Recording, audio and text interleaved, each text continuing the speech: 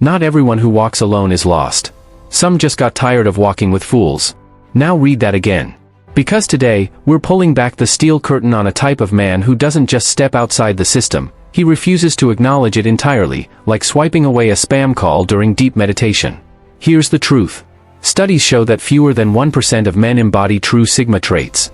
Not because the rest aren't capable, but because very few can survive the psychological solitude it demands.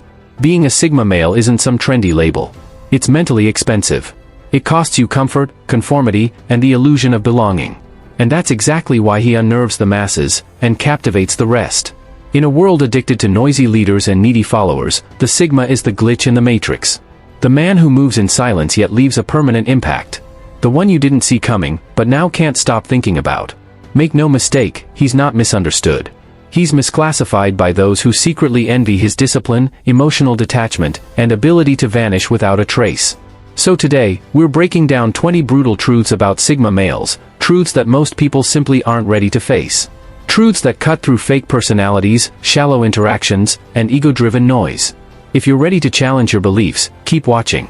Because this isn't just a personality, it's a psychological rebellion. Number 1, he doesn't seek peace, he is peace that can go to war. He doesn't chase peace like it's something outside of him. He is peace. But not the soft, polished, Instagrammable kind. His calm is forged in chaos. He's been through hell in his own mind, emotional wars, inner battles, and he came back sharpened. That's why he doesn't flinch. Why he doesn't react to provocation like the average man. Not because he lacks fire, but because he controls it with surgical precision. People often mistake his stillness for weakness. They think because he doesn't shout, fight, or posture like an alpha that he's soft.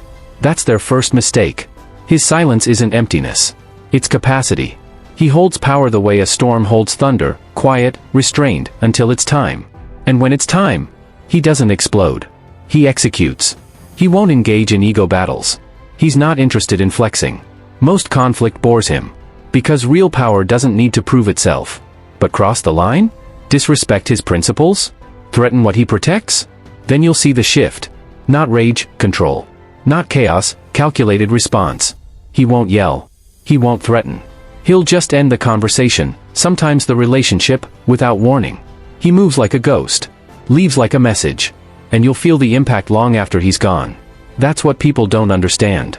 His peace isn't passive. It's dangerous. It's the calm of a sleeping lion who's fully aware that, if he stood up, he could tear the field apart. And that quiet, unshaken awareness? That's what makes his peace so terrifying. Because when peace is a choice, not a limitation, you're dealing with someone who's already won the war within. And no one can shake a man like that. Number 2, he doesn't fear death, he fears dying unseen. Death doesn't scare him.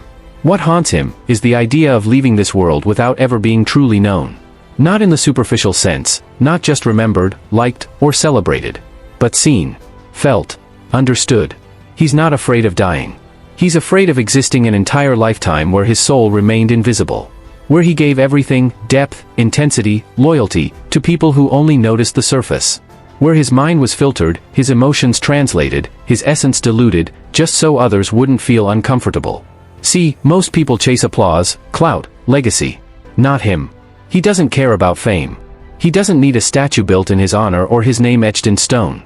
What he longs for, silently, deeply, is impact. Soul-level connection. To look into someone's eyes, even once, and know, they saw all of me. Not the version he performs. Not the polite mask. But the real man behind the silence. And the tragedy? Most people don't have the range to meet him there. They want light, not shadows. Simplicity, not layers. Validation, not truth. So he adapts. He shrinks his thoughts, softens his presence, and offers only fragments of himself. And each time he does that, something inside him dies. That's why he disappears. Not for attention.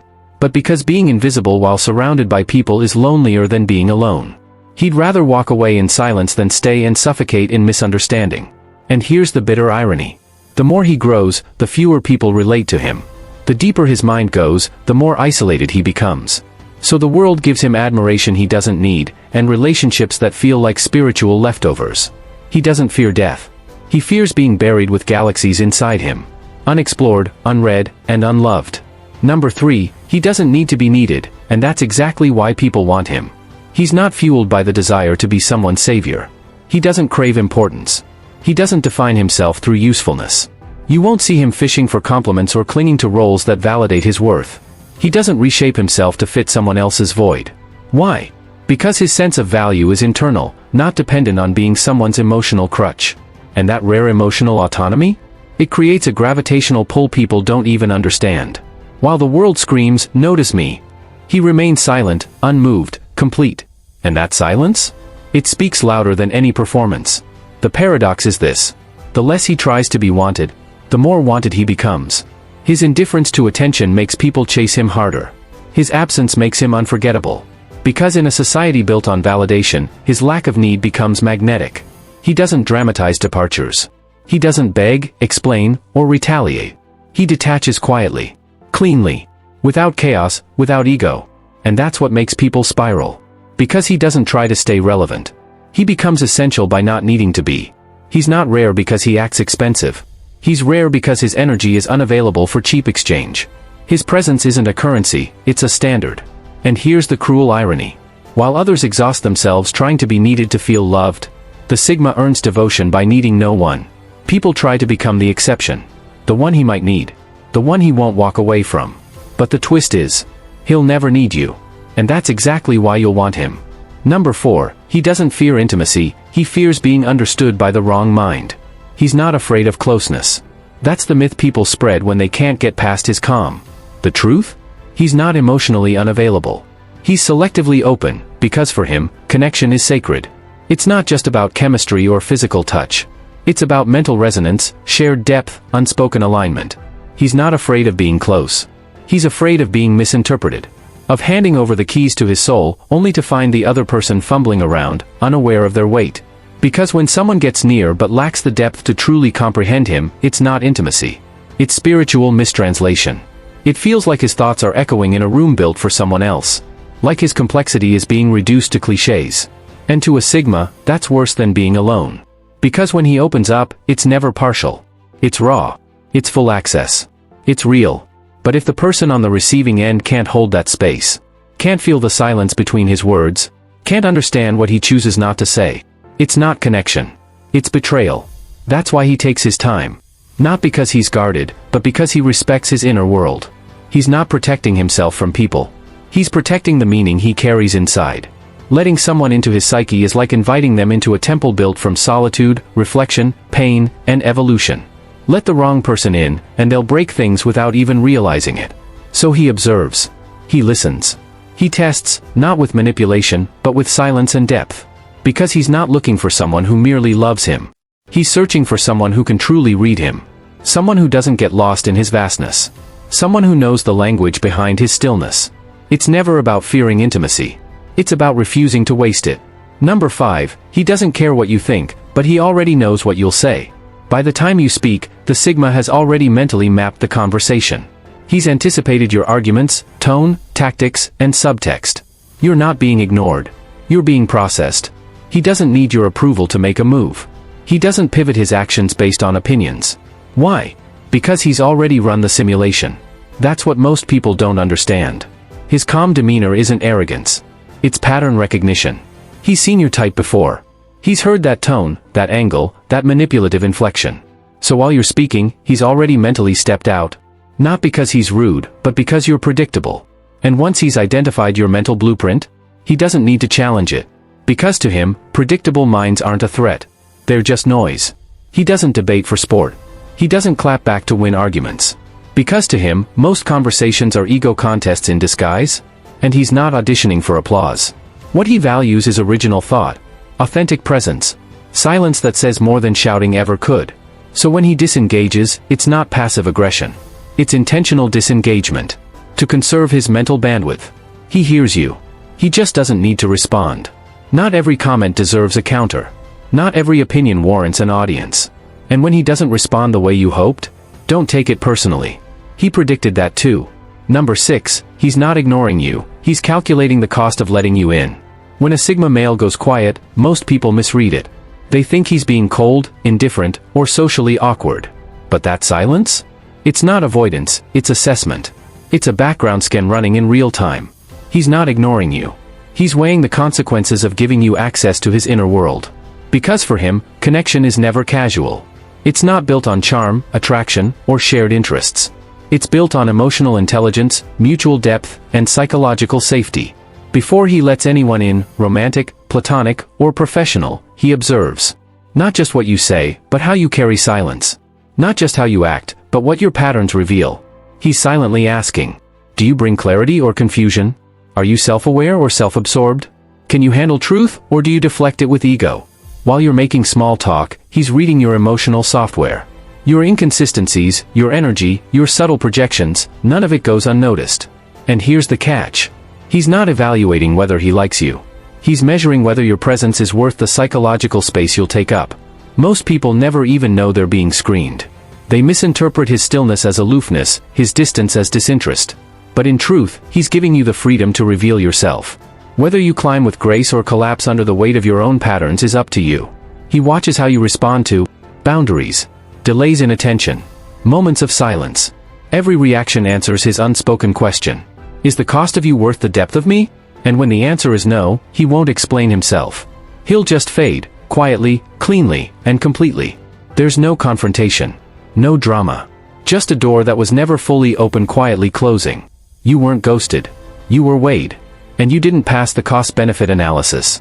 Number 7, he doesn't date for comfort, he dates for mental warfare. The Sigma doesn't date to kill time. He doesn't seek entertainment, flattery, or emotional babysitters. He dates with one intention: intellectual warfare. To him, love isn't about ease. It's about elevation. He's not looking for a partner to decorate his life. He's looking for someone who can go to war with him mentally and walk out stronger. Someone whose mind can match his, whose silence has weight, and whose emotional depth doesn't collapse under pressure. He doesn't want comfort. He wants collision. Collision of values, vision, internal codes, unspoken understanding. He doesn't care how beautiful she is if her spirit is shallow. If she can't stretch his thinking, challenge his framework, or hold presence without possession, she becomes background noise, fast. He watches how she handles silence. How she reacts when he detaches. How she argues, calm or chaotic. Does she seek resolution, or just victory? He doesn't need agreement, he needs capacity. Not emotional codependence, but emotional durability. Not spiritual fluff, but real-world resilience. He wants to know. Can her soul stand shoulder to shoulder with his in battle? Can she sit in the fire of his truth and not flinch? Because if she can't, he won't beg or explain. He'll vanish. Not out of cruelty, but out of precision. Because to him, intimacy without intellectual gravity is distraction. She won't even realize when she's been emotionally archived. Moved from relevance to irrelevance without a single word. And that's what makes him so hard to love. He's not cold, he's calibrated. He doesn't want to be adored. He wants to be understood, on a level most haven't even accessed within themselves. He doesn't date to be completed. He's already whole. He dates to evolve, and only a rare few can survive that battlefield. Number 8, he's not a loner, he's the gatekeeper of his mental universe. People love to label him a loner. It's easier than admitting they were never qualified for access in the first place. But what they don't understand is this. He's not hiding from the world, he's filtering it. This isn't about introversion or social awkwardness. It's about mental discipline. The Sigma male doesn't retreat from people out of fear. He retreats out of necessity. Most individuals operate on mental autopilot. They speak without thinking, seek attention to fill voids, and inject noise into every space. That chaos? It clogs his clarity, numbs his instincts, and bleeds his energy dry. So he steps back. Not to disconnect, but to recalibrate. His solitude is not a prison, it's a mental purification chamber. Every interaction costs something. He knows this. That's why he's meticulous about who he lets in. People who drain energy with surface talk, chaotic thinking, or performative presence are simply filtered out, quietly and permanently. What looks like distance is actually data collection. He watches how people handle silence. How they respond to boundaries. How much of themselves is noise versus signal. And if they can't pass that internal audit, they're dismissed, no explanation needed. To the untrained eye, his quiet is weakness. But to those who pay attention, it's lethal accuracy. While others dilute themselves through endless distraction, he sharpens himself in solitude. He's not antisocial, he's internally sovereign. He's not avoiding the world, he's protecting the rare clarity he's built inside himself. And the irony? The same people who label him distant often crave his attention the most. Because deep down, they can feel it. He's not alone because he's unwanted. He's alone because most of what's out there is unworthy. That's not loneliness. That's sovereignty in motion. Number 9, he's not mysterious, he's deliberately incomplete. To most, he seems mysterious. Hard to read. Hard to place. Impossible to define. But mystery isn't his goal. Precision is. He doesn't walk through life trying to be enigmatic. He's not cultivating some brooding persona to draw people in. In fact, attention bores him. What others call mystery is just their own frustration with not having enough pieces to label, predict, or control him. Here's the truth. He's not mysterious. He's strategically incomplete. Every detail he withholds is intentional. Every silence is measured. Every unknown is a boundary, drawn to protect both himself and the integrity of his path. He's not hiding out of shame. He's filtering. He's observing. He's testing. Because the more people know about you, the easier it becomes for them to weaponize it. To reduce your complexity into something digestible, palatable, controllable. And he's not here to be controlled. So he leaves intentional gaps. Gaps wide enough that no one can use his past, his patterns, or his principles against him. What you see isn't a mystery. It's a curated presence. A version of him designed not to deceive, but to protect. People often assume he's emotionally closed off. That he needs help opening up. But what they don't realize is, he already did the work. He opened up to himself long ago. He's not lost. He's just not handing anyone the map. His incompleteness is his filtration system. It's a test wrapped in silence. Can you respect the unknown without trying to conquer it? Can you stay present without demanding explanation? Can you sit with mystery without getting entitled? If you can't handle the blanks, you were never meant to hold the full picture. Because he doesn't withhold to hide. He withholds to protect what's sacred. He's not mysterious. He's methodical. And method always leaves out what doesn't belong. Number 10, he doesn't crave understanding, he craves sovereignty. People love to project their own fantasies onto him. Like he's some tortured genius just waiting for the right soul to unlock his hidden depths. They think he wants to be figured out. They're wrong. He's not dropping breadcrumbs for someone to follow. He's not silently hoping to be decoded. In fact, he's done the exact opposite. He's encrypted himself, mentally, emotionally, spiritually, behind layers of intentional silence and selective visibility. Not out of fear, but out of clarity. At some point, he learned a hard truth. Being understood by the wrong person is far more dangerous than being misunderstood by everyone. Because the wrong kind of understanding invites invasion. It creates a false sense of intimacy. It arms others with just enough knowledge to manipulate, control, or distort his truth. So now? He doesn't long to be seen. He wants to be left untouched, unprobed, unclaimed, unaltered. He lives behind a psychological firewall, open just enough to navigate the world. But sealed off where it truly counts. You might talk to him and feel like you're making progress. Like you're peeling back layers, moving closer to his core. But what you're reaching isn't his essence, it's a carefully placed decoy. By the time you think you've found his center, he's already moved it deeper. He's not guarded because he's bitter. He's guarded because he knows how easily people confuse curiosity with entitlement. Most don't want to honor his world. They want to own it. And so he watches. He waits.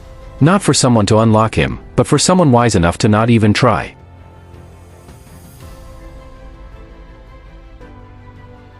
Number 11, he forgives quickly, because you're forgotten even faster.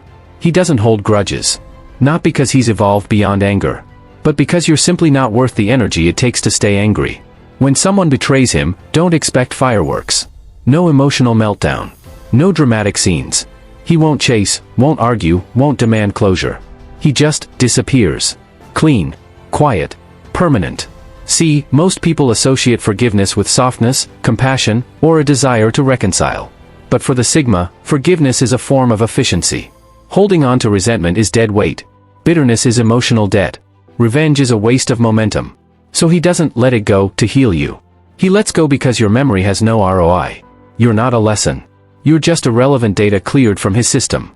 People expect confrontation after betrayal.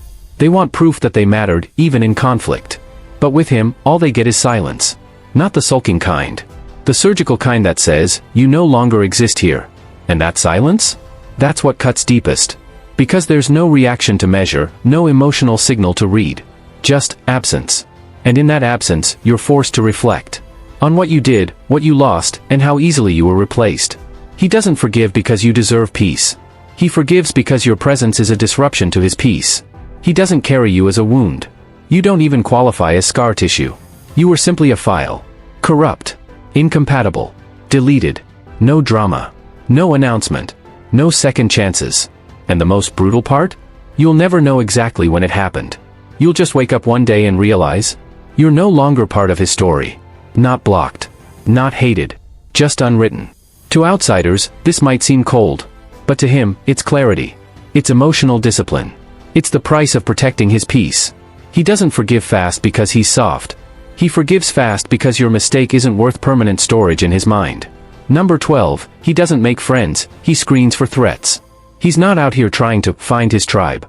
He's not collecting connections, joining social circles, or laughing at every joke to fit in. He's scanning. To most, he seems reserved, quiet, maybe even aloof. But what's really happening is far more calculated. You're not bonding. You're being audited. Every conversation, every gesture, every inconsistency in your energy, he catches it. Not emotionally. Not reactively. Tactically. He doesn't build friendships like others do. He's not looking for shared hobbies or mutual vibes. He's scanning for red flags. Do you talk to fill silence? Do you treat others based on their status? Do your words match your eyes? Is your kindness real or strategic? He reads ego leaks like open books. He watches how you behave when no one's watching. And he silently records it all. This isn't paranoia. It's pattern recognition born from scars. He's seen how betrayal often wears a friendly smile. So now? He doesn't wait for damage. He prevents it. The moment he senses manipulation, emotional instability, or hidden agendas. He doesn't confront. He filters. You won't even know you've been removed. You'll just stop getting access. Slowly, subtly, completely. To most, it looks like his circle is small. The truth? His circle is surgically precise. Not because he fears connection, but because he knows one wrong connection can contaminate everything. People think they're getting close. But in reality, they're just being screened for emotional malware. And once you're flagged? There's no system reset. No, let's try again. Just a clean exit into the realm of irrelevance. Because once he sees you as a liability, you're not a potential friend. You're a future threat averted. And make no mistake, he doesn't need a crowd. He needs clean frequency. And if you don't bring that, you won't even register on his radar. Final reflection. The Sigma male isn't misunderstood. He's untranslated. Not because he's too complicated, but because most people are too distracted, too performative, too shallow to meet him where he lives. In clarity, in solitude, in silence. He doesn't play the game. He watches it. He doesn't need validation. He is validation. So if this resonated, cracked something open, or made you rethink the depth behind his silence, hit that like button, drop your thoughts in the comments, and share this with someone who needs to understand the unreachable mind of the Sigma. And if you're one of the rare ones who feels this, not just hears it, subscribe. Because this channel isn't noise. It's the language of those who walk alone. By choice. Stay sharp. Stay sovereign. Stay Sigma.